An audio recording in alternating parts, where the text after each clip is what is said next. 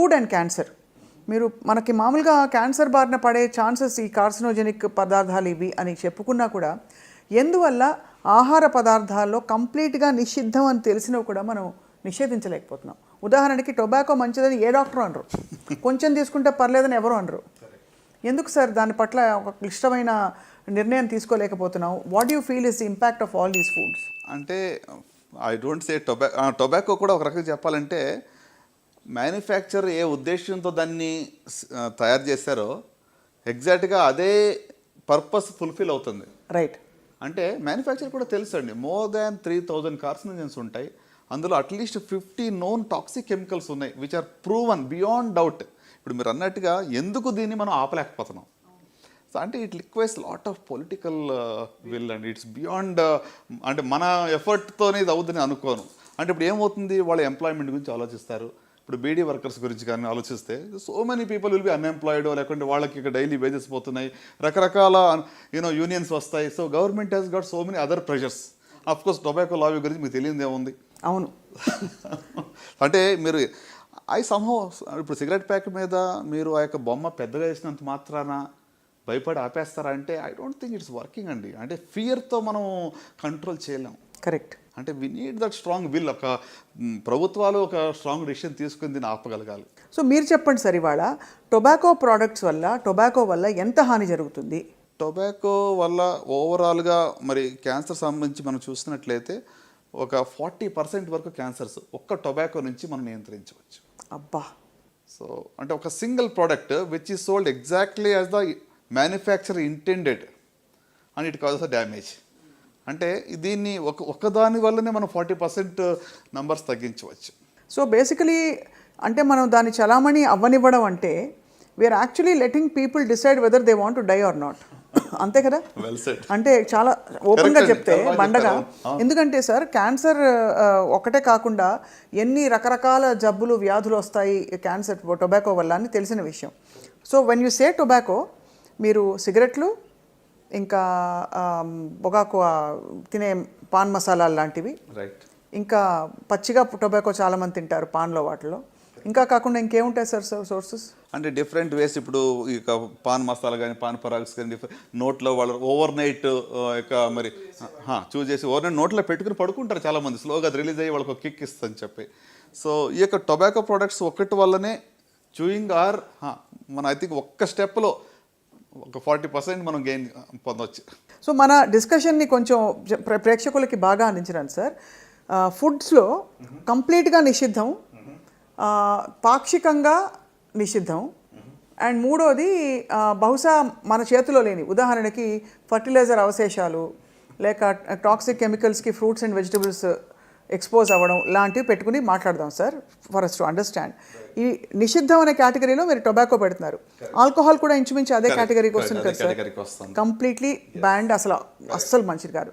ఇక రెండో కేటగిరీ మంచిది కాదని మనకు తెలుసు, ఫాస్ట్ ఫుడ్, తర్వాత బాగా high carbohydrate, high sugar foods, junk food, colas, ఇవన్నీ కూడా. సో వీటి గురించి చెప్పండి సార్, ఎంత తీవ్రమైన ప్రభావం? డెఫినెట్గా రండి. ఇప్పుడు ఆయిలీ ఫుడ్ ఇక అంటే హై క్యాలరీ, ఇప్పుడు చాలామందికి తెలిసి ఉంటుంది కార్బోహైడ్రేట్స్ ఎక్కువ ఉంటే అసలు కొంతమంది క్యాన్సర్ వస్తే షుగర్ కార్బోహైడ్రేట్ తీసుకోవడం మొత్తం మానేస్తున్నారు. అంటే it's again not true, because బాడీలో కార్బోహైడ్రేట్ ఎలాగా ప్రొడ్యూస్ అవుతుంది, గ్లూకోజ్ వస్తుంది, కానీ మనం హై గ్లూకోజ్ కంటెంట్ తినకూడదు. So sugar consumption should be reduced. అంత మాత్రం కాకుండా మరి ఈ యొక్క హై క్యాలరీలో ఉన్నటువంటి యొక్క ఏమంటారు కోలాస్ కానివ్వండి, అంత మాత్రం కాకుండా ఇంకా చూసినట్లయితే మరి fried foods, red meat consumption leads to colon cancer in significant way అండి. సో అంత మాత్రం కాకుండా ప్రాసెస్డ్ ఫుడ్ అనమాట. సో అంటే ఇవి మనం తగ్గించినట్లయితే ఖచ్చితంగా రిస్క్ అనేది తగ్గుతుంది. కానీ వీటిని ఎంత మోతాదులో పర్వాలేదు తీసుకోవచ్చు, చూసి చూడనట్టు ఊరుకోవచ్చు అని ఏమన్నా మనకు మెజర్స్ ఉంటాయి సార్? మన శరీరం చెప్పే కథలే వినాలా? ఎగ్జాక్ట్ మెజర్మెంట్ లేదు, కానీ అమెరికాలో ఈ మధ్యన ఏం చేస్తారంటే మీకు ఒక plate food they made a new formula. ఏంటంటే 2/3, 1/3.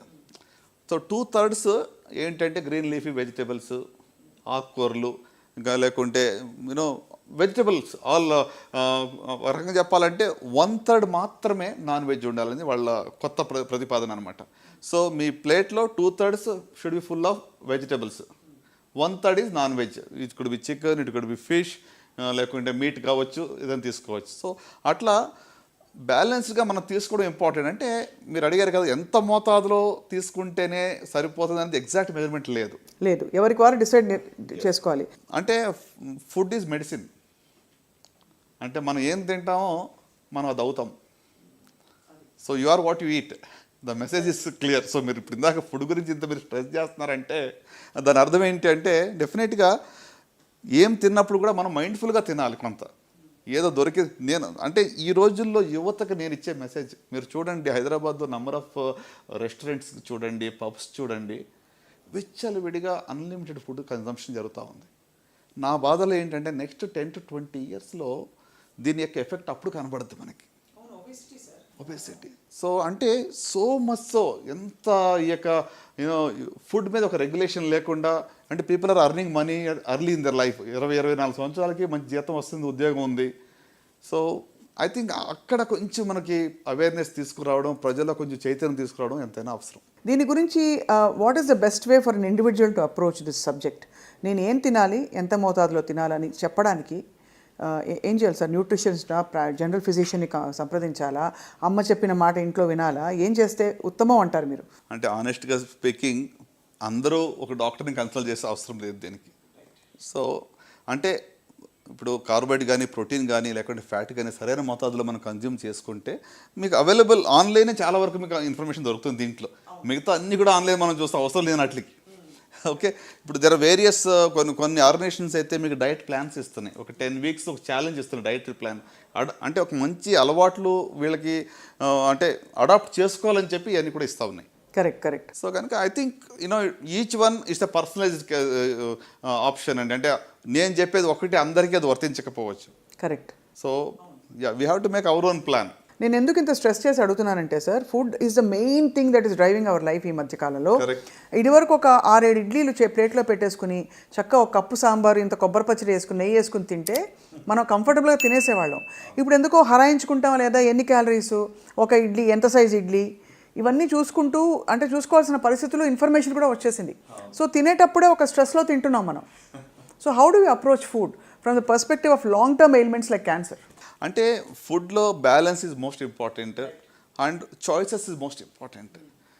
ఫండమెంటల్గా చెప్పాలంటే green leafy vegetables, fruits, 4 to 5 servings of fruits in your meals is going to do lot of good అండి.